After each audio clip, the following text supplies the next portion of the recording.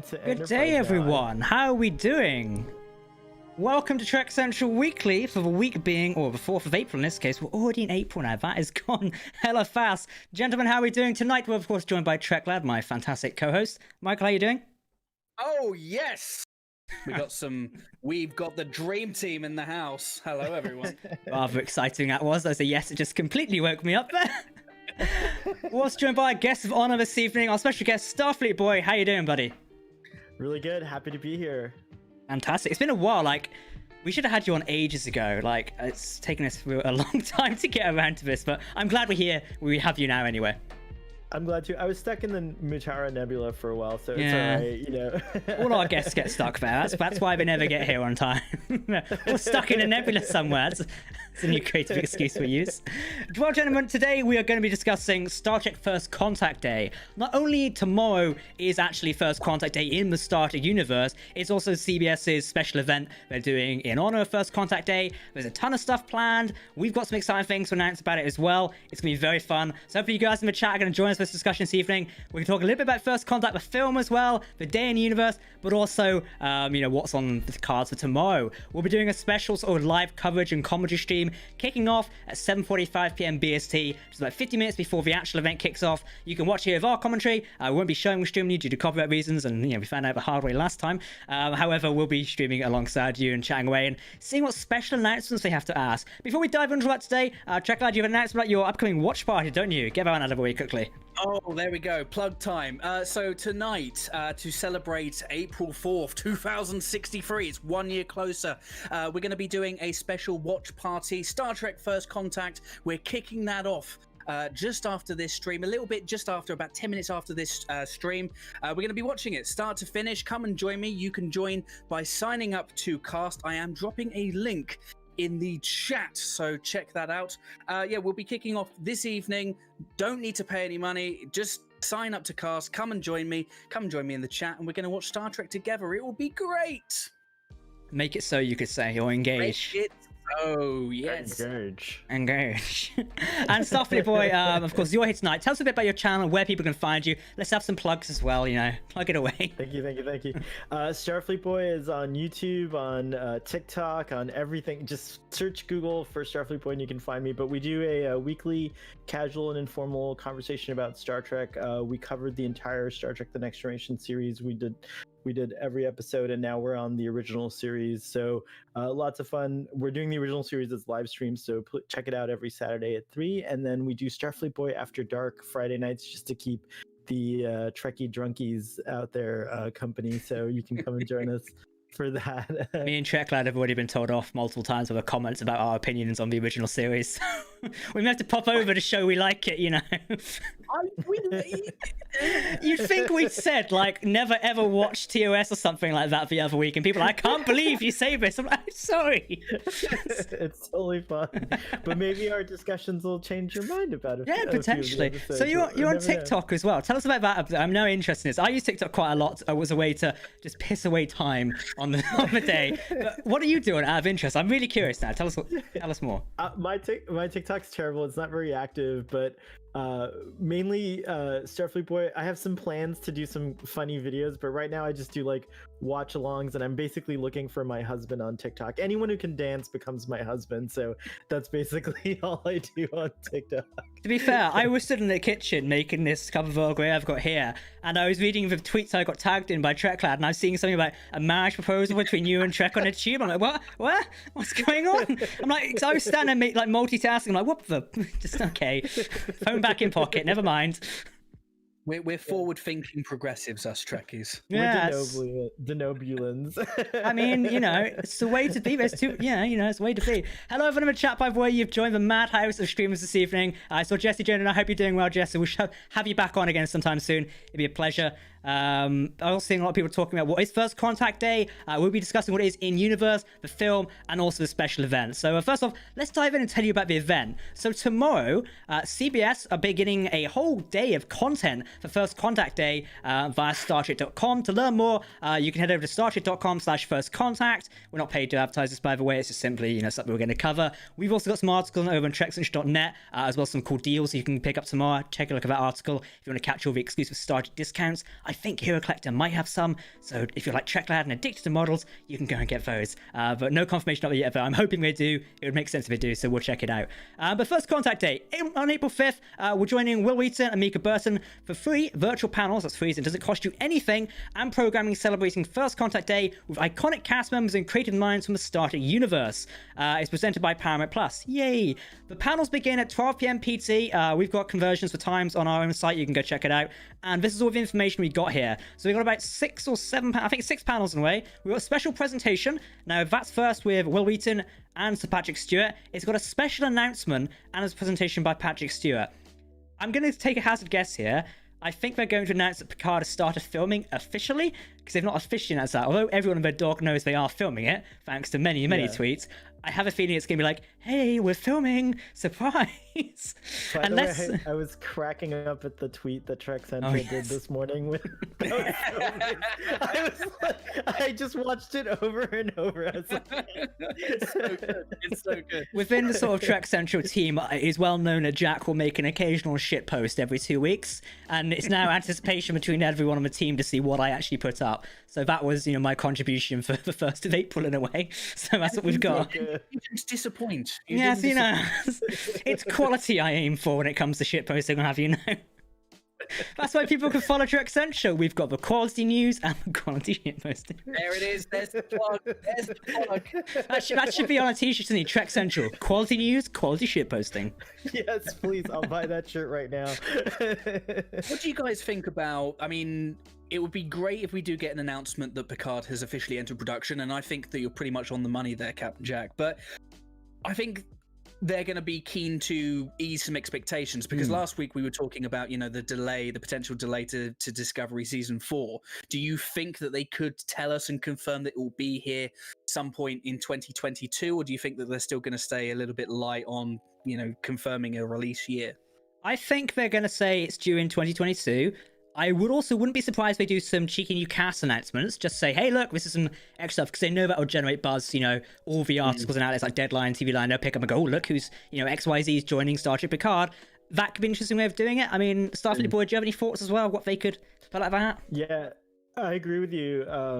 I think it, I don't think it's going to come out this year, and it may face some delays. But I also think that I'm hoping we get like Michael Dorn or LeVar Burton or something like that. Like that would be really cool. That could be. Could be like pop in on a Zoom call or something like that. It could be hilarious, couldn't it? Yeah.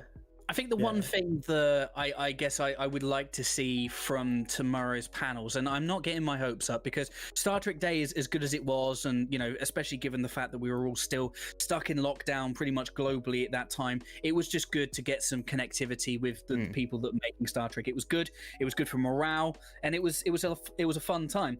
But it was very light on content in terms of promoting the upcoming stuff. I know that we got the Discovery Season 3 trailer, and I do think if I remember correctly, we got some Lower Decks information, but it was very low and very light on surprises. Now, I'm not expecting the world tomorrow, but I would like to see. I have a wish list. Go on, tell us before you tell us your wish list, we'll see if it's on. Jesse just put in the chat, Starship Prodigy release date announcement. That could be something new. Lower Decks news, cast, release date, etc. Confirmation of one of the live action shows. Probably Strange New Worlds will be this year, etc. What's your wish list, TrekLad? Tell us now. Very, very, very similar. What I want to see is some Janeway artwork for Prodigy. I'd love to see some sort of teaser trailer, perhaps, or some new animated stills. I would love to see confirmation that Strange New Worlds is coming this year, but I still feel that it's quite early in production, so I'm not sure if they're going to be confident to give us an actual go date for that. I don't think we'll see Strange New Worlds or Picard this year, just from a strategic point. They're still filming right now. The chances are we will see, I'd say, a first half of Discovery this year, providing all things go to plan. They stopped filming in September now, I believe, with the delays of extension, etc. So we might be able to just squeeze in the first half at the end of it, but honestly, I don't think we're going to see any live actions. I'll happily be wrong, but I just feel like we're cutting it close.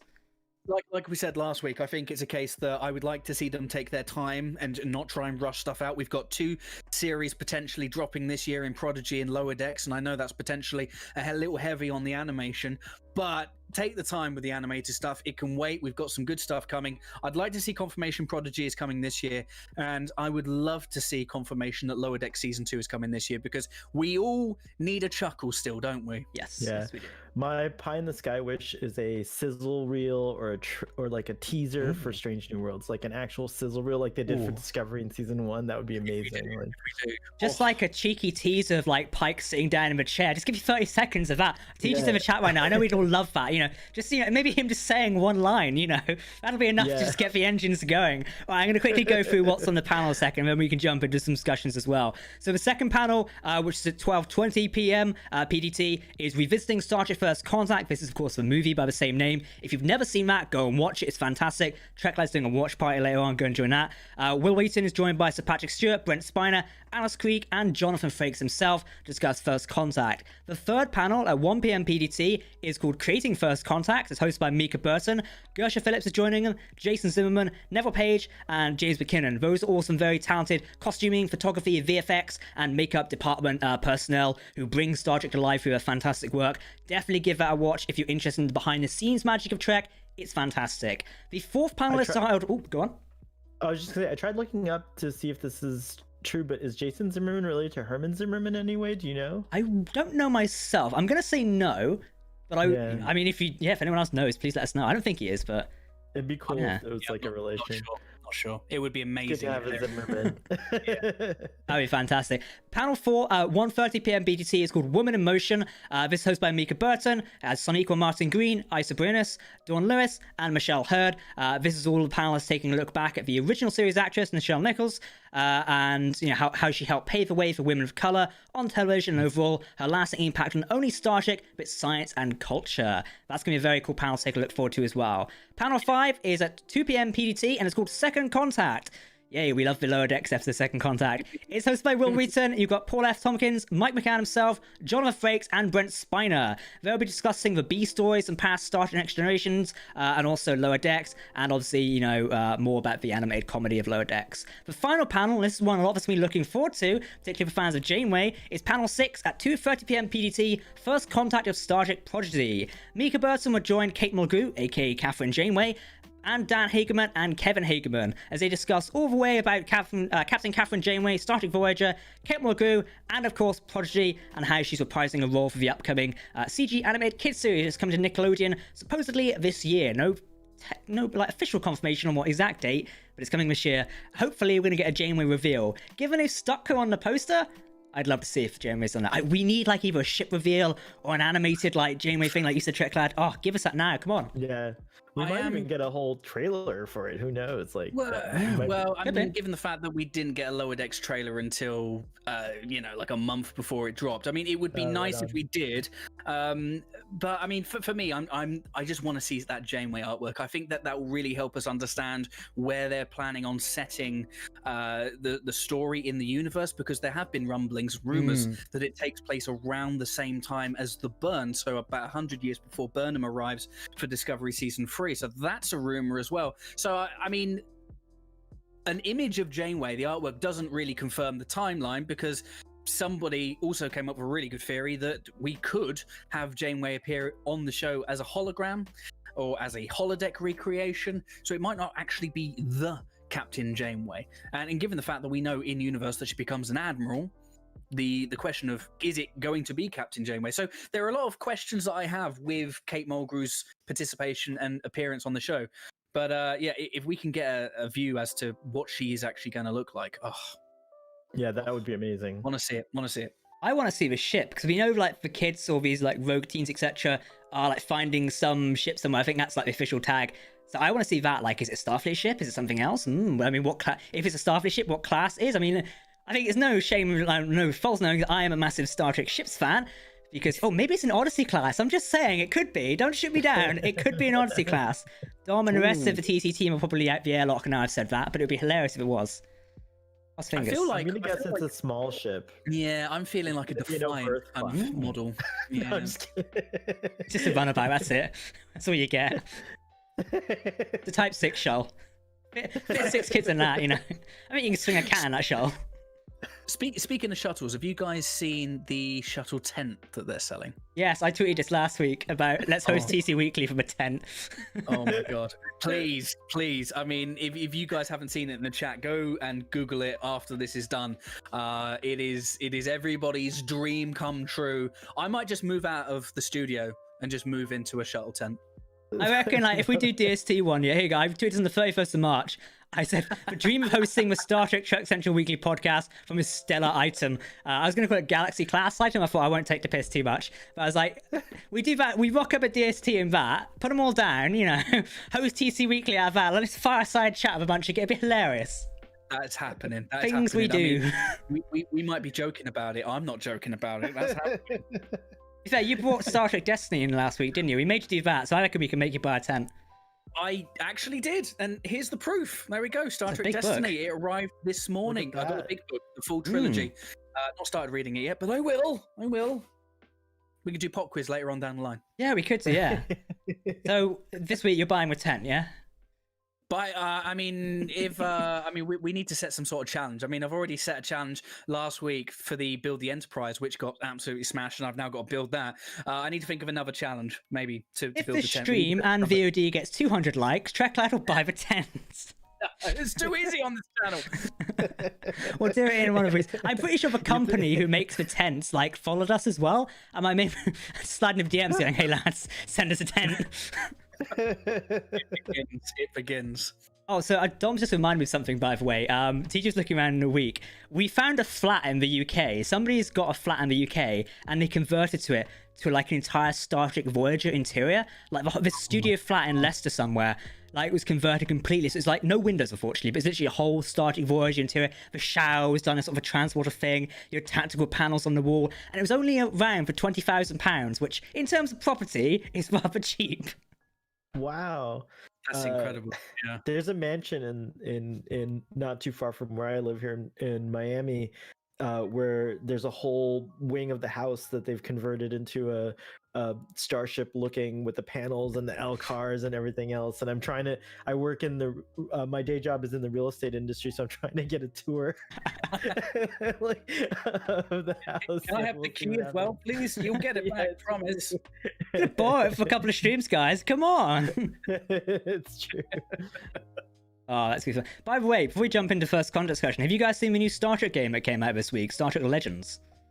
I downloaded it. I haven't played it yet. I hear it's really good from Dom, actually. Dom said it was pretty we good. got Dom addicted to it, which wasn't too hard, but apparently it's kind of good. So this is a new Trek RPG, which is only available on the Apple Arcade Store currently. However, it's on Viacom CBS and published by Tilting Point. It's developed by Emerald City Games, and it's basically a mobile sort of game for any iOS devices. You can play it on your Mac as well. But yeah, the game's kind of very interesting. It lets players command the starship USS Artemis and warp into a mysterious nexus, which is obviously seen in Star Trek Generations. You can team up with many iconic cast members, such as Captain Pike, Picard, Michael Burnham, Spock, Worf, all these fantastic characters. You can assemble your dream away team, put them on the bridge, be a mass tactician. The graphic style is fantastic. We've got an article on TrekCentral.net. I'll link it in the chat if anyone wants to go take a look at it, because the game is worth taking a look. I've not downloaded it yet because I do video games as the day job as well, so doing it in the second timeline. Second phone, I'm good, thanks. But it does look really cool. Yeah, I know I get a lot of flack for this, but I'm really not much of a gamer. I've only just started playing Star Trek Online. I played Elite Force for the first time ever on a live stream a couple of weeks ago, and thoroughly enjoyed that. I've seen some of the footage from this game. It looks interesting, very interesting graphic design. Yeah. And I do like the idea of bringing the Nexus in. Something that we've not seen since Generations, because I do feel like that gives us a sandbox to be able to kind of weave together all of the different eras and timelines. I think that's a very smart thing to do. Am I going to play it? If enough people want to see me play it, maybe. But everything's so democratic on your channel. I think the only issue that I have with Star Trek games is they're probably too focused on shoot 'em up and combat, and I just want a pure like experimental kind of exploration kind of game. So maybe one day we'll get that. This is what me and Nick have been saying for a while. Is they need like a Mass Effect but Star Trek version, where it's like you have your ship and a crew, you go down, scan some alien stuff, stuff, occasionally shoot something up, but then you have to discuss long-winded conversations somewhere on the other side of a gap. That's basically Star Trek. Do that, but in game format. I want to go to an architecture or an archæology convention on the Enterprise. That's what I want to do. And, I want to see Data's violin or poem rehearsal, you know. Right, exactly. No, But it's just, I mean, the technology, the sandbox technology is obviously there. And, with the release of No Man's Sky a couple of years ago, another game that I've not played, I know it didn't do well initially, but since they've expanded to surely somebody, and I'm probably not using the right terminology here, someone should surely be able to reskin that and turn that into a Star Trek game. Like, let's do that. Come on. I see things via... Oh, go on. I was gonna say I'm getting into virtual reality, and I want a place where we can meet. All of us can just meet, like, and have adventures out in like virtual reality world. It would be amazing. Make it so. Make it so. I'd be like, imagine like a virtual reality game like that, where it's like, you all like log on and you're all on like your bridge positions with your friends, etc., and you can choose sort of like what Star Trek Bridge Crew is meant to be, that Ubisoft VR game, which Ubisoft just didn't do so well, but something like that where you can all sit down or meet in a conference table or something like that, or go on and explore planets. Something like that could be really cool.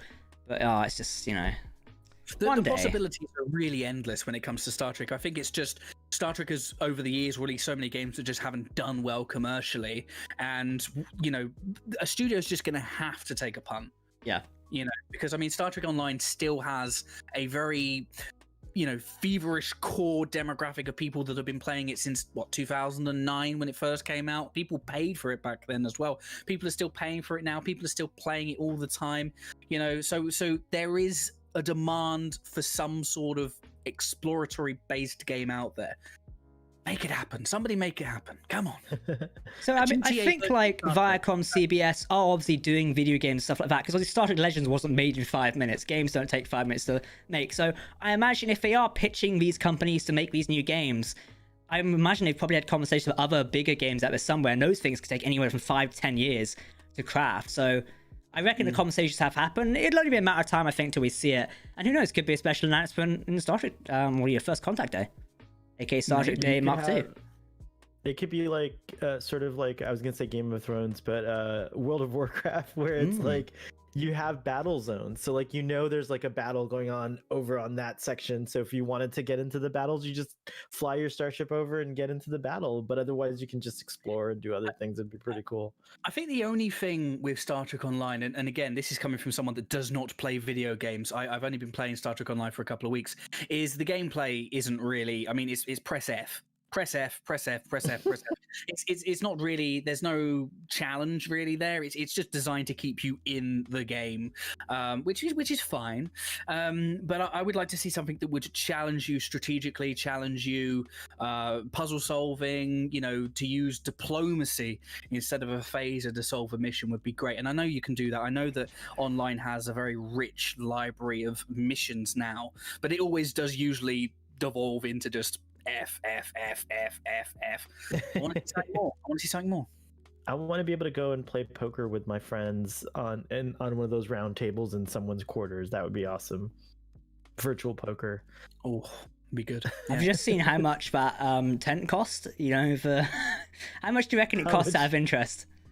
How much? Yeah, how much do you reckon it costs, the Enterprise tent? I mean, it's Star Trek. It's Star Trek license, so 80 pounds. £200. Ooh. $129. Whoa. I thought it'd be a little bit. Yeah, I know you buy it. That's the problem. May I interest you in a Batleth bottle opener instead? I think it is. Yeah, there you go. That too. It would work. A mini Batleth would work to open. It would, wouldn't it? I need a new bottle for my keys, to be honest. So when everything reopens here in the UK, we'll just need some Trek Central issued bottle openers for emergency beer whenever it's needed. Yes. This is more stuff to add to that brand collection that we were talking about last week, Captain Jack. I mean, Getting around to it. We got hoodies on the way. Hoodies on the way. Now we need Batleth bottle openers with the Trek Central logo on it. We have hoodies on the way. That's news to me. Make it happen. Come on. To be fair, somebody said to me in the week, you should look at this for the merch store, and I'm like, I should add it to the list. I'm eyeing that TrekLad hat. I feel like I need one of those. It's pretty cool. I'll send you one. It's part of the merch that I just kind of made for myself. That's it. I love it. I need to actually customize a hat at some point. I was thinking of sticking the NX01 thing on the top. That could be a good idea. We'll get around to it sometime. That'd be a good look. That will be a good look. It's too far out of reach, but Star Trek lets you customize your name on some of their apparel. So I have Starfleetboy written on everything that I could. I mean, hey, it's branding, isn't it? Got to do it. Totally. Why not? Life is branding. Life is branding. If you can brand anything, brand it. All right, gents, let's talk about Star Trek First Contact Day. So, of course, let's talk about the movie, because obviously that is a very big, element of First Contact Day. That is when we see the actual First Contact inside of Star Trek. And obviously, as well as First Contact Day being tomorrow, it is a celebration of a film, not only the day as well. So if you haven't ever seen First Contact Day, minus spoilers ahead, go and watch it, because it's a fantastic movie, if not one of the best Star Trek movies out there. Slightly controversial, people may disagree. However, out of all the 4 next-gen films, probably my favorite. I'd say I really like First Contact out of all of them, and I think it's it's honestly, I like the space battle, like the Borg one with Battle Sector 001. So there's another ship. It's another Enterprise. No, but all of that is fantastic. I don't think there's really an argument that Star Trek First Contact isn't the best by far of the TNG era movies. Now, I think that Nemesis gets crapped on almost kind of unfairly. I know there's some stuff in it that isn't great, and it has a bit of a derivative finale. I still think it's a decent film. Insurrection has aged quite well. And Generations, I think I'm on that hill where I actually quite love Generations. But when it comes to pure quality from department to department, on screen, behind the screen, the talent behind and in front of the camera, the storyline, the special effects, it's just such a wonderful piece of work and such a great installment in the Star Trek universe. When you watch the film, and I don't know if this is just Trekkie bias, it doesn't look like it was made in 1996. It looks like it was something that was made 2 weeks ago. And if you put on another film from 1996, it's almost completely different. A film from 1996 looks old. First Contact doesn't look old. It still looks pristine. It hasn't aged badly at all. It's aged beautifully. And for me, I do feel, and I would love to know your opinions in the chat, so do get chatting away, put the caps on. I mean, my favorite Trek film will always be The Wrath of Khan. It's just perfect. But I do think that you could make a very serious argument for First Contact being 1A, and if you do say it is your favorite Star Trek film, I'm not going to argue, because I do think the difference between The Wrath of Khan and First Contact is, I think First Contact has that accessibility to broader audiences, where The Wrath of Khan does as well. It's a wonderful kind of back to basics revenge flick, but First Contact, it's got a wonderful balance of horror, sci-fi, comedy, drama, thriller. It's all in there. You could put it on in front of my girlfriend, who has absolutely no idea what Star Trek is. She enjoys it. It's a wonderful film. You can definitely make the argument that it is, if not 1A. I'm seeing a lot of people in the chat pointing out that the theme for First Contact is fantastic, and like the legendary one, I would agree, a theme by Jerry Goldsmith. Stuff what you was going to say. Well, I was just going to say, like, pretty much I echo everything you said. Like, you kind of like took the idea from my head of like, it's the TNG's second note, just like how Wrath of Khan like just like really came out, with a bang. So does First Contact, and I remember being so excited seeing it in the theater in 1996 or whenever it came out. It was like it was quite an event when screens were still big back then, because then they started shrinking and stuff. But no, it has everything, and the great music, and just like meeting Zephram Cochrane, and well, again, but it's note for note, it's like pretty sublime. It's pretty perfect. So yeah, I love First Contact. I watch it every year on First Contact Day. I watch it, just for fun. It's a constant go-to. It just doesn't get old. It literally has so much rewatch value, and I don't think it's I don't think it's irony that the two best Star Trek films are sequels to episodes that came before it. Obviously, Wrath of Khan, Space Seed, Best of Both Worlds, First Contact. But yet you can still pick up these films and you can still watch them. You don't need to have watched those episodes. That's the absolute beauty of it. It's the ability to pick up these films and enjoy them. And I'm not saying that that's the reason why they're the best. I think they're just the best for a whole variety of reasons. but I think that that's a reason why us Trekkies absolutely love it, because Rich transition from the TV universe to the movie universe, which at times can feel a little disjointed. I think these movies do a really good job of bridging and anchoring to the TV shows that we all know and love. But I love this film so much. You know, I learned the other day, thanks to Trek Movie putting out this tweet wishing the actor happy birthday, I learned that Adam Scott, who is known, one of best known as Ben from Parks and Rec, played the Defiant Con officer in the film, and I'm like, Enterprise. Yeah, it's like, sir, there's another ship, it's Vienna. I never knew that was Ben from Parks and Rec. That shot is very poorly lit. Obviously, it's lit because the ship's damaged, but you can barely recognize like the actual con officer. I'm like, I never knew that. And typically Ben, you see him, the hair, etc. And that in Parks and Rec. I'm like, I just never knew that. It's amazing. I told my friend that the other day, and his brain melted. Like, he's like, what? Hang on a minute. He was in Star Trek? Yeah. I mean, that scene, obviously intentionally lit that way because the Defiant was being trashed. Yeah. But yeah, what a great cameo. Tough little ship. That's kind of like Christian Slater in Star Trek 6, or Seth MacFarlane. I just saw the other day. Enterprise. In Enterprise, which was crazy. Speaking of Enterprise, obviously, First Contact, the movie, tied in with Regeneration, which is an episode of Star Trek Enterprise, which obviously shows the consequences of the debris from a destroyed Borg spear, which is very fun. I think that storyline would have continued into season 5. That's been speculated before, and what would happen, etc. So I'd love it if we could have seen like a continuation of that. I mean, I could speak for hours about why Enterprise should have had a 5th or 6th season, but we're not going to go down the road just yet. It really sucks. Resist for temptation.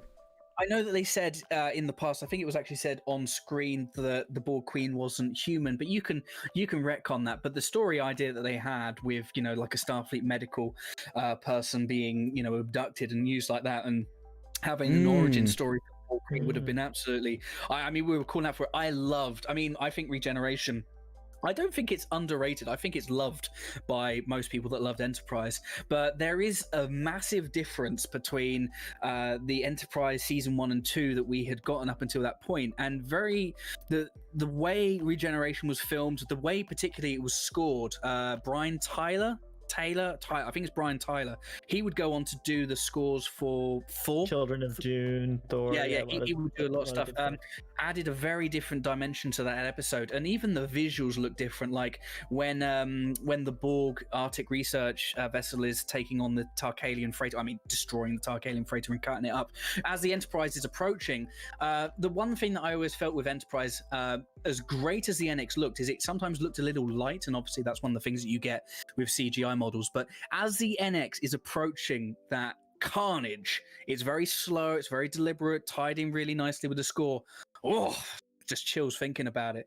What a great episode that was. So, of course, the First Contact Day celebrations is a part of First Contact Day tomorrow via Viacom CBS. There is going to be a special panel reminiscing about the film First Contact, as I mentioned earlier. Definitely catch up with that. Obviously, it has Sir Patrick Stewart, Jonathan Frakes, and also Alice Krieg, who played the Borg Queen in First Contact as well, which is going to be fantastic to see her talk about her character, because the Borg Queen in First Contact, extra menacing in a way and extra creepy, so that'll be fun to see. Sexy as hell, my That's word. Just, she's a phenomenal actor. She was also in Voyager, right? She played this, or yes. Was that someone else? I think she played the Queen a couple of times in Voyager, but there was 2 actresses for the Queen in Voyager, I believe. Gotcha. She appeared in Endgame. That was her only. It was Susanna Thompson for all of the appearances before that. Who by the way is just as much the Borg Queen as Alice Krieg. She really did a fantastic job stepping in there. But yeah, I'm really excited to hear them kind of tell, because some of the best stories in Star Trek history come from the production of First Contact, and I was very fortunate to meet Alice Krieg a couple of years ago. Nice. And hear her recount her experiences, because she had to lie on this bed at a very uncomfortable angle. I think it was like a 40-degree angle for hours and hours on end while she was covered with the blue screen for that really famous lowering sequence, which still looks incredible today. And they had the heat jacked up. She had this really uncomfortable glue in her hair, but she loved it. And whenever you ask her about it, she's radiates positivity from her experiences making that movie. ILM outdid themselves with that movie, and it's a shame that in Insurrection we got a totally different VFX. It was Digital Domain that stepped in. I can't remember why ILM didn't win it. I mean, They were too ILM. busy. I think there was like they were already booked or something, and so they went with like someone else. We know what happened the last time ILM couldn't make a Star Trek movie. I mean, it should be law that they make Star Trek movies. Star Trek 5, right? Was the last. I feel like Star Trek 5 deserves a remastering. I feel like it would be a much better film if they did a little redo of the special effects. Release something cut. One of the great things about, First Contact was someone who understood Star Trek directed it, which is, of course, Jonathan Frakes himself. The man played William Riker for, I think, 7 years or 7 to 8 years up till then doing First Contact as well. It was somebody who, lived Star Trek or lived it from day to day to direct it as well. It's very rare you get that, and I think that's down to, First Contact is arguably one of the best films out there, if not the best, reviewed among Trekkies, etc. And having Jonathan Frakes himself direct it is one of the massive contributing reasons why, because you've gotten someone who's lived and breathed Star Trek to then create it is fantastic. My hot take on this, and I absolutely, I'm like one of the biggest Riker marks out there. Most people know that. Is as great as Frakes is, the reason why he was ultimately hired is because he was cheap. He is a great director. He has also directed some crap, though. We have to remember that he did direct Sub Rosa. I do feel like we have to Which is a cult classic today, TrekLad. I'll have you know. I know. Blasphemy. You have to put some credit on the screenwriters, the cinematographer. Jonathan Frakes had a great shooting script and did an amazing job. 2 takes Frakes.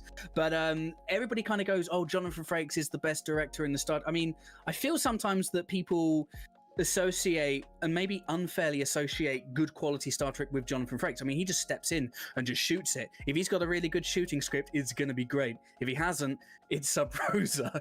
But yeah, people like Matthew Leonetti, the cinematographer on First Contact, creating this real wonderful, rich, lush world. Just the Borg combat sequences. The lighting is so good. But yeah, of course, Jonathan Frakes did a great job. And why they replaced him for Nemesis, well, it's because Insurrection didn't do so hot. I think that's what it was. But yeah, I found out Stuart Baird did Nemesis, right? That was director. Yes. He was an editor on the original Superman movie. I just found it. I was doing a Superman rewatch with Robbie, Earl Grey Trekkie, and it was awesome to see that. I was like, oh my gosh, young Stuart Baird was an editor on Superman. It's like in Nemesis where they introduced the Enterprise's new first officer, which is from a deleted scene, which people always argue with me about, who then went on to be the Mako contingent commander in Enterprise, Major Hayes. That's right. Oh yeah. He pops up, that actor, I can't remember his name now. Someone please tell me in the chat. That's the one, yeah, I always forget it. I was going to say Stephen something else, but yeah. He popped up in the West Wing as well, playing with Speaker of the House at one point. It's like, the man just pops up everywhere now and again. Yeah, he was also in Desperate Housewives, but don't ask me why I know that. Yeah, that's an interesting choice. Yeah. Now, of course, First Contact also introduced the Enterprise E as well, which, TrekLad, which do you prefer, Enterprise D or Enterprise D? Oh, no, you can't ask me that. Yeah, I'm asking. I want it, yes, E or D? The E. Okay, and Starfleetboy, E or D? The E is my second.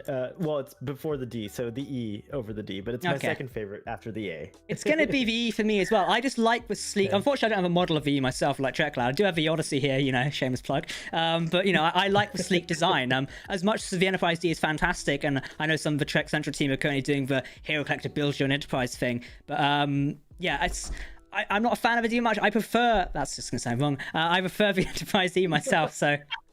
As soon as you say a sentence, let us know what you prefer. Just put C, E, or D. Yeah, what chat. If you prefer the D, let us know. If you prefer the E, let us know as well. I said it once.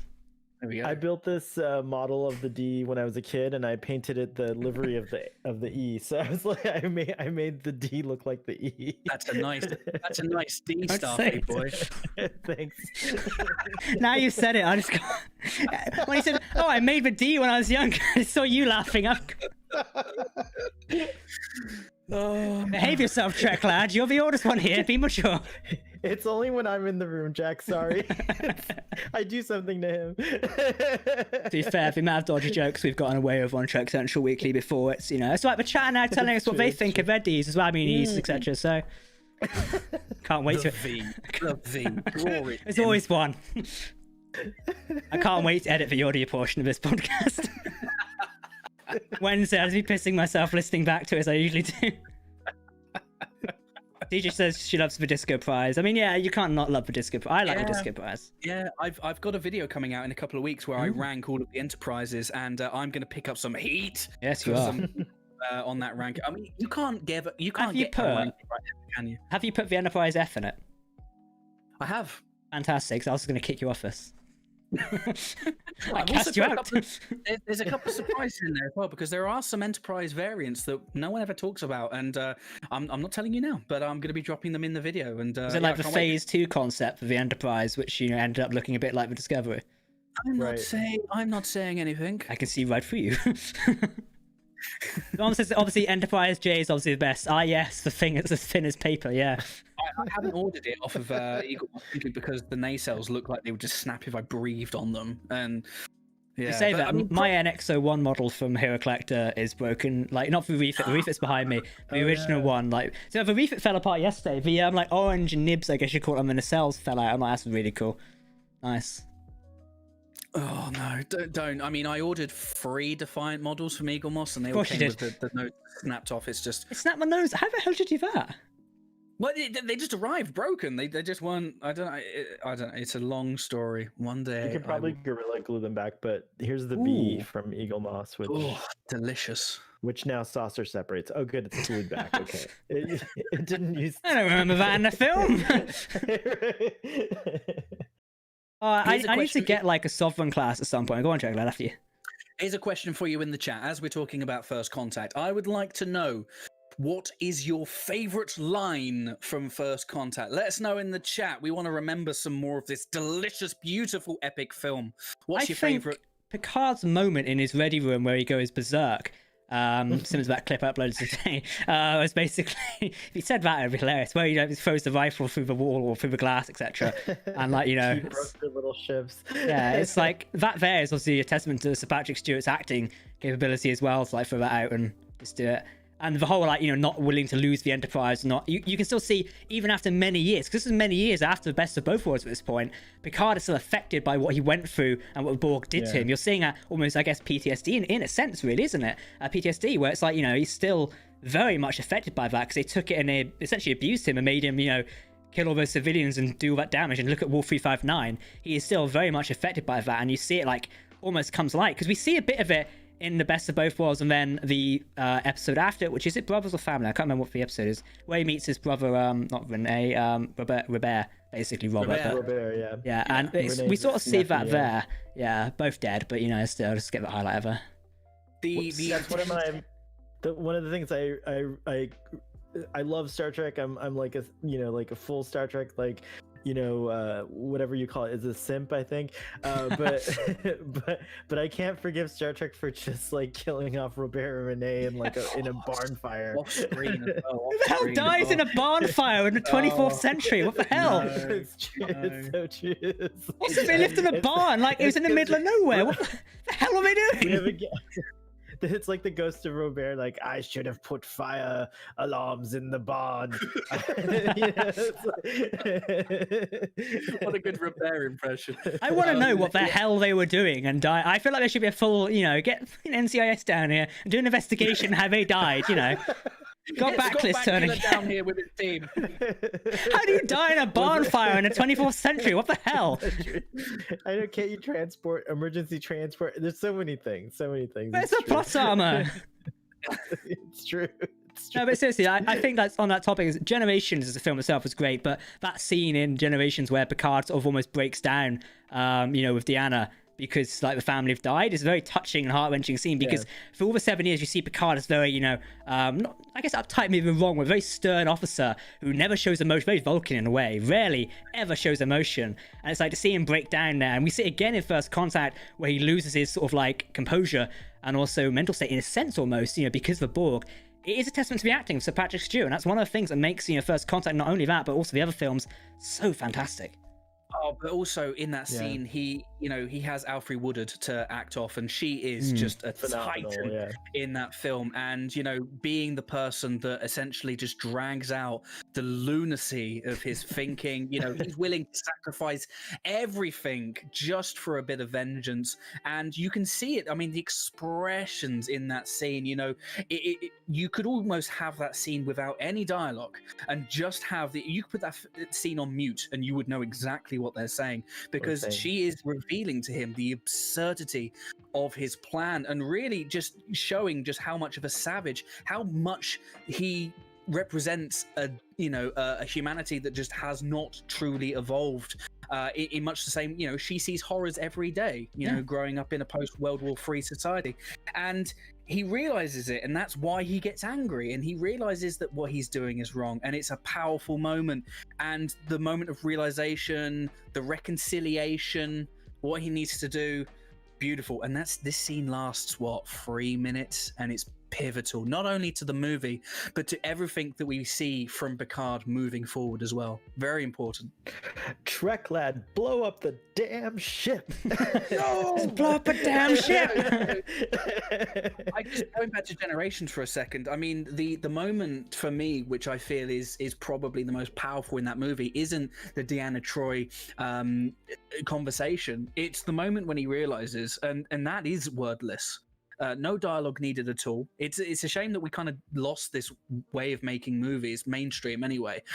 As the news filters in on the holodeck, you see his whole demeanor change. He walks up to the bow of the ship, takes his hat off. No words need to be said. I mean, Patrick Stewart is just, we all know how much of a gift he is, but those more quiet moments, and obviously the Lily confrontation isn't really a quiet moment, but just shows the versatility of Stewart's performance, what he brought to Star Trek, and raised the bar forevermore. One of the great scenes I like as well from First Contact is when he gets the Tommy gun out and just opens up on the Borg, and you've also got Neelix, or Ethan plays Neelix in there, being the sort of doorman. It's like, I'm sorry, gentlemen, we're fully booked now, and the Borg just probe him in a way and just throw him halfway across the restaurant. And then it's obviously it's the Tommy gun as well. That scene there, holodeck moments really make it, and I bet anyone who's not massive into Star Trek is what the hell is going on here?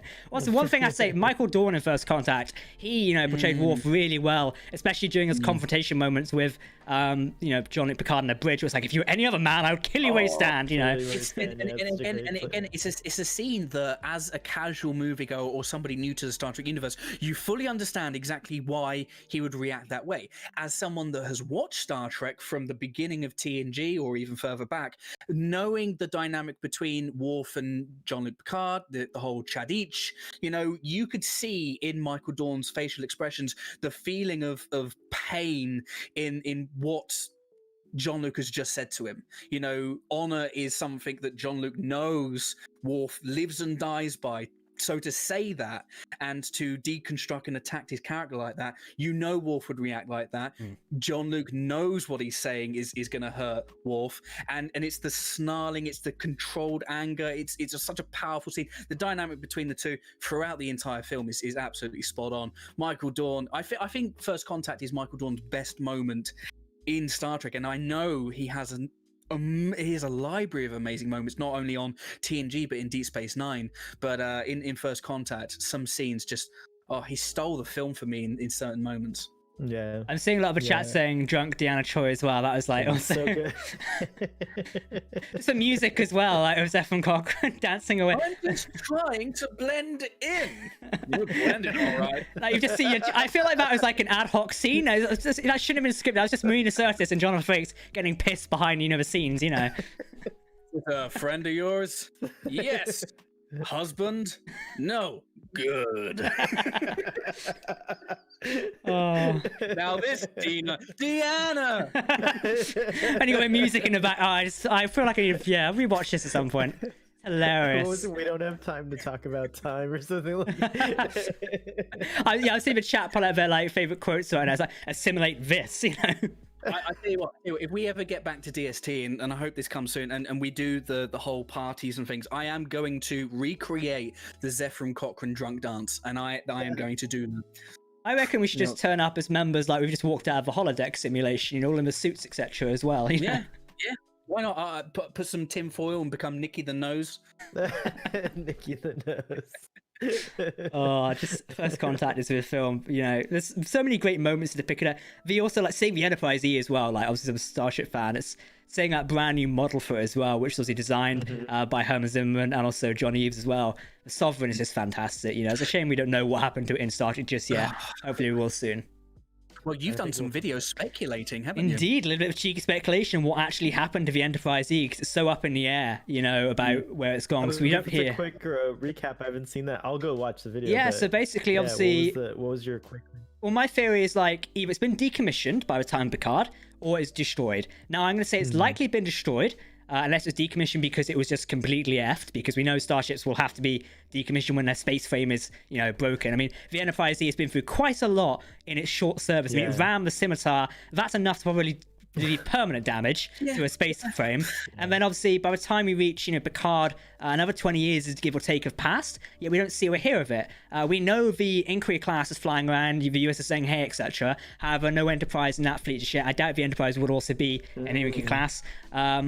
Personally, I reckon it could be an Odyssey class, simply because in the IDW comics, we see the USS Verity, which is Picard's new flagship, is introduced. Now, in comics, so it's not fully canon, wink, wink, nudge, nudge. However, the Verity is an Odyssey class from Star Trek Online, which we know in Star Trek Online's lore, which is outside of the main Star Trek canon, the Enterprise F is an Odyssey class. So, if the Verity is being introduced in the halfway point of canon, we call, like, you know, the comics the halfway house, essentially, it could be theorized that maybe, you know, if the Enterprise E was destroyed or decommissioned, etc., then they go, oh, we have this, you know, Sovereign +1, aka the Odyssey class, let's make that the Enterprise F. And that could be flying around at the time of Picard. Hopefully we'll see, you know, something in Picard Season 2. But I think, you know, if the Enterprise had turned up in Season 1, it may have been a bit too soon in a way, because the Enterprise also turned up in Season 1 of Discovery at the very end. So I feel like that would have been a bit cliche in a way. Yeah. Maybe the Aria di Capua of Star Trek Picard will be him commissioning, you know, throwing the champagne bottle on the Enterprise. So, guys, thank you for saving this, retired Admiral. Throw this bottle of champagne. Use your android arm to throw this bottle of champagne. Guys, I've got a question for you. And for you lovely people in the chat, I'd love to know your thoughts on this. Go away. If you could take one element from First Contact, so one element, you know, what we see on screen, or just perhaps a note of music, or a visual, or a design. What element of First Contact would you take and incorporate into the Star Trek that we see today? Let's start with answer this one first. I think that for me, the music, I love the music in First Contact, but I don't know how I would incorporate this, but like to me, the scene where Picard takes Lily's hand first and shows her, you know, the observation view, but then later it's like compounded when he holds her hand. I don't know how you would incorporate, but that emotion of like that that connection, I would like to see more of that. Like that was a poignant moment for me. For me, I have to say the space battles, to be honest, because, you know, they don't make them like they used to in a way, in a sense. It's like, it's true. I would love to see, you know, a new battle of Sector 001, etc., something like that in Discovery or Picard, you know, because when we talk about Star Trek Picard, I was very meh by the space battle, in a sense, in season 1 and episode 10 of Picard, where it's like space flowers and shooty things. That was it. It just wasn't very. It wasn't very fun for me as someone who's watched like all the sci-fi and have recently, you know, been rewatching Stargate Atlantis, which had tons of like, you know, space battles in it as well. So I hopefully we get some more of that, where it's like, you know, tons of Starfleet ships converging on something big. We've got all different classes, spice it up a bit. Star Trek has got diversity not only in its cast and crew and everything else, but also in its ships as well and its design language. So we should see a bit more of that in. Yeah, even in First Contact, we saw diversification in the ships as well. You had steam runner classes, other things floating around in there. I believe in one of the shots of First Contact, isn't it? You see the Millennium Falcon in the background or something like that, and like a very thing like that. Dom was saying that. Yeah, cool. It's like stuff like that, you know. I felt for me, the battles for me in the films haven't been as good as the Star Trek 2 battles. Like something about those battles like are just like, there's the tension and like just the pacing and everything to me were so amazing. Nemesis comes close with the battle with the scimitar and the nebula. Like that was really cool with the different kinds of procedures and flipping onto the dorsal side and all that good stuff. But I haven't seen anything like that since Deep Space Nine on TV. Like Deep Space Nine, I think was the last time I saw like really great battles on Star. Oh, Enterprise kind of did it too, actually. Yeah, well, I mean, I Deep feel Space Nine, I feel like Deep Space Nine, I mean, because it's the tactics, isn't it? It's the actual kind of understanding and real-time combat. I mean, Deep Space Nine had it with the idea of attack squadrons and flanking enemies and things like that, because that was always what they were going to do. But yeah, I do miss that in a movie, the idea of having some sort of actual tactical understanding of what they're attempting to do. I think the one thing that I would like to see incorporated is when you're on the planet, when you're on Earth and you're kind of interacting with villagers, you really kind of get an understanding of where humanity is at that point, just really struggling, like in the gutter, trying to regain their bearing and reestablish themselves and restore a semblance of normal life, before World War III. I'd like to see on the ground humanity, whatever that looks like in either Discovery or Picard, because I always feel sometimes like Star Trek can become a little bit separated from the people who are at stake. Like, for example, in Nemesis, when Shin's on set a course for Earth, you never really understand the stakes because you haven't got any connection to the people on Earth that are facing annihilation. It's a mistake that a lot of films make and a lot of shows make, but that's something that I'd like to see. I'd like to, and Deep Space Nine did that wonderfully with the Paradise Lost Homefront episode, kind of showing us a slice of civilian life. We also saw a lot of Bajor as well throughout the whole DS9, so again that reinforced the importance of that plan. And you did have the civilian contingent on DS9, like Quark, and obviously Odo by extension was part of a normal station life, and all these people running around like Rom and Nog and Jake as well. Those were the people who like Benjamin Sisko and Kira were protecting. Like I say, seeing that would make sense. I think the films, it does come down to how much can you cram in. Like First Contact was only like 111 minutes. It's like there's a bit of a struggle to shovel that in. But when it comes to modern stuff, I definitely think it's like the Federation. In Discovery Season 3, we don't really see much of the civilian side of the Federation. Yes, it's very smaller now, but we don't see massive amounts of it. I know it's different in Discovery Season 3, but we only see certain elements of it in a way. So it's like when it's like, oh, the Federation's at threat. Yeah, we haven't seen any of that though. So how can the viewer understand or really appreciate that it's really under threat and build that suspense down? Yeah, like it was a shame. Like we got to see Earth, but we only saw like the tree and Starfleet, the old Starfleet headquarters, and that's it. It's like. Yeah, and I do feel, I mean, they eventually reached, the Federation of Starfleet, but we only kind of ever saw, Oded Fair, who, not mad that Oded Fair. I mean, I would love to see more of a Admiral, is what I'm saying. A spin-off show of him. Please. So good. By the way, I had a wild theory that Kovic was going to be the new Borg Queen, David Cronenberg's character. I was like really hoping for that, but it didn't happen. That'll be interesting. We still don't know who he is. Like, we've had many theories and like things on who he might be. A lot of us theorize he could be the Federation president, just hanging around in disguise. That could still stand. A lot of people theorizing he's Starfleet intelligence, something like that, or a new version of Section 31. Again, could be something very interesting. He's a very knowledgeable man, or he's some random bloke who dresses differently and hangs on a bridge. Anything's possible. I do like the Federation president idea. I don't like the idea that everything is Section 31. Yeah, it's a bit too much lately. Yeah, it's too much. I'd kind of though, and again, would love to know your thoughts in the chat. I just like the idea that David Cronenberg's there full stop, just as a guy, just a random dude. His tie is amazing. I know. When he appears. And just the fact that David freaking Cronenberg is in the Star Trek universe. See, he's not been named on screen yet, so it could just be David Cronenberg. Maybe that's the character's name. No, he's Kovic. Has he been named on screen though? Because he's been named in external media, but I don't think it's been said on screen yet. You're probably right. We know he's called Kovic because of obviously Viacom CBS's press pictures, but I don't believe he's been named on screen just yet. All we need now is like David Lynch to have a cameo in season 4, and I would just lose my mind. Get all the avant-garde directors together and just do it. Maybe it's a meeting of like some secret intelligence council, just like Kovic's heading it up. Just David Cronenberg. Throw Peter Greenaway in there. Someone in the chat is like, I think Cronenberg is an advanced AI. What if he's control? Sorry, I'm just gonna cease and desist from CBS. Let's move on. That would be hilarious. Some poor script writer's quickly changing season 4 as we speak. Scribble that shit out. Just wiping off the giant whiteboard. Quickly, back to episode 1. They fooled us. He's definitely some kind of specialist. He's got temporal knowledge. I think he's like some kind of temporal specialist. He'd be a temporal agent. Be a new agency. Yeah, it's going to be a new agency. I mean, we saw Agent Daniels was a temporal agent, wasn't he? So it's like, it's possible he also is as well. I think there's a lot more theories to have, you know, when season 4 comes around for Discovery, which is, of course, a discussion for another time. Absolutely. Yeah. Chat, I know we're saying it calls him Kovic in the closed captions. Yes, it calls him this on the press pitch as well. Just he's not been named actually on screen yet, in a sense. The captions don't technically count. So he's not. It's not. No one said, "Hello, Kovic. How are we doing?" Yeah, for all we know, Kovic could be like just a swear word in the 32nd century. It'd literally be a code name as well. Yeah. Like, until he's named on screen, it's still like a standing name. So hopefully we'll see it at some point. You know, it's just this random bloke hanging around. He's got some very, very cool sort of like, you know, fashion sense. So, you know, I'd like to see more of that. Just more David Cronenberg, please. More space David Cronenberg.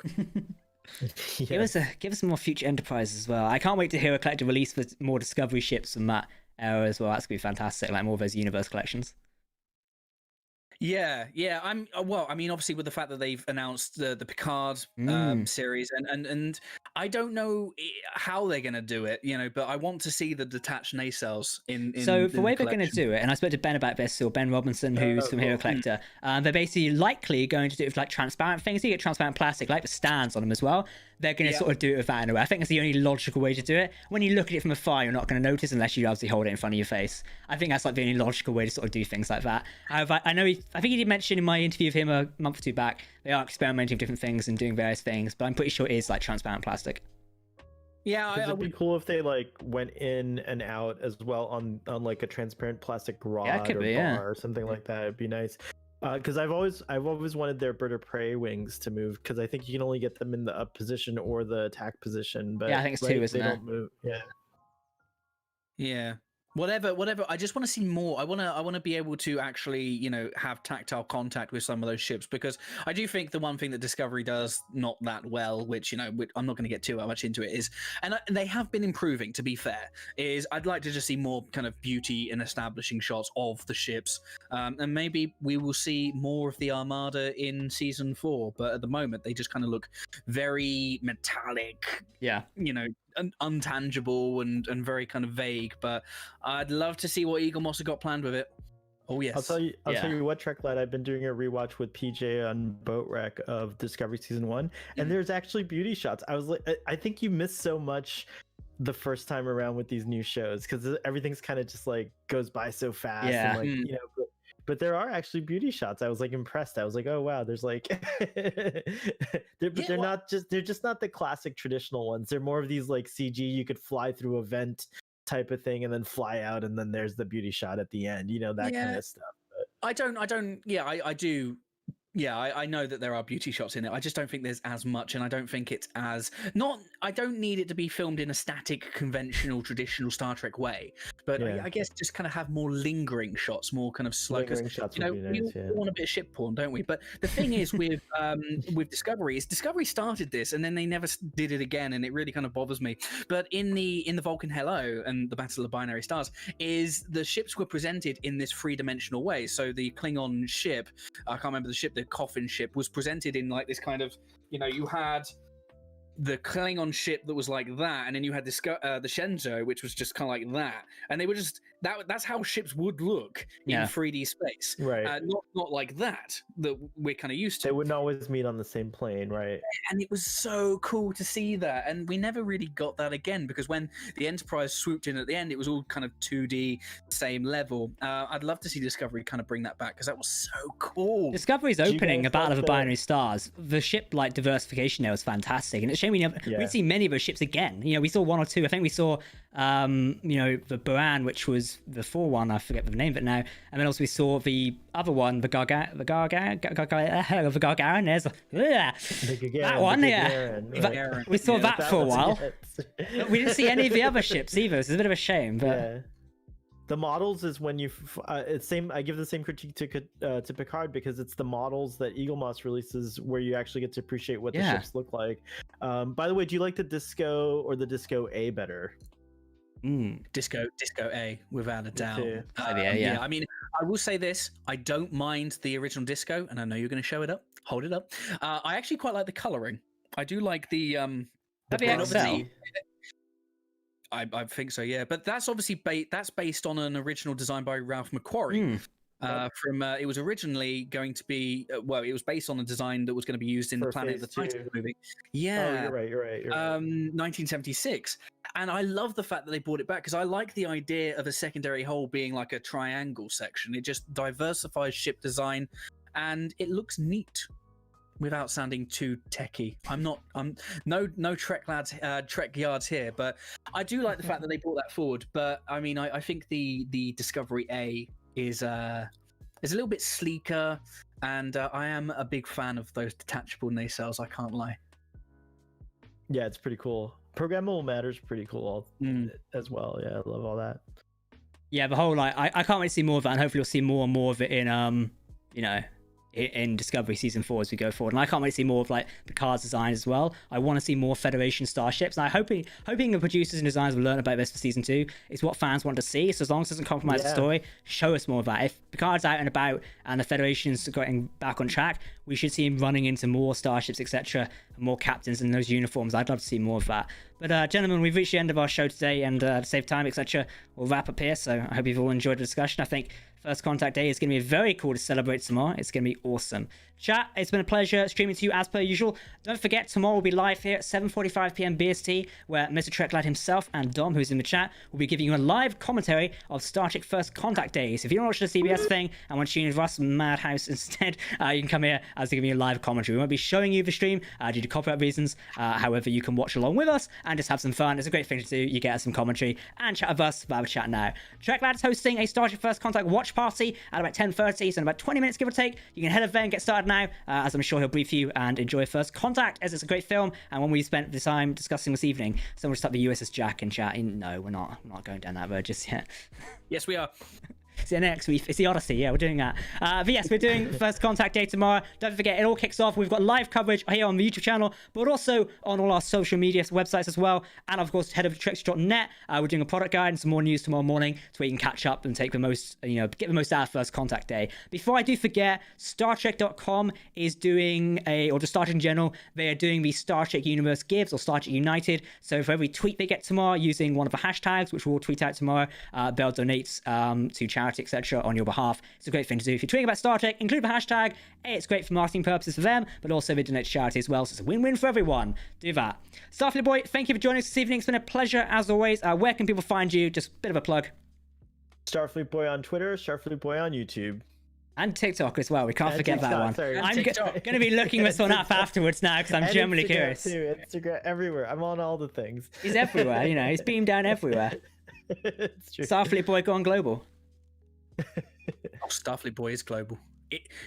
Brand. This has been the highlight of my journey, though, so far. Thank you for having me. Thank you very much. We'll have you definitely on again soon, as we do love catching up with all the Star Trek communities. It is one of the best communities online to sit down and have a chat with. It does amaze me how me, TrekLad, and a guest will burn away like an hour and 10 minutes just talking. So fast. It does, isn't it? It's super fun. Goes mental. Well, gentlemen, that's all from us today. Thank you to everyone who's joined us in the chat, no matter where you're from.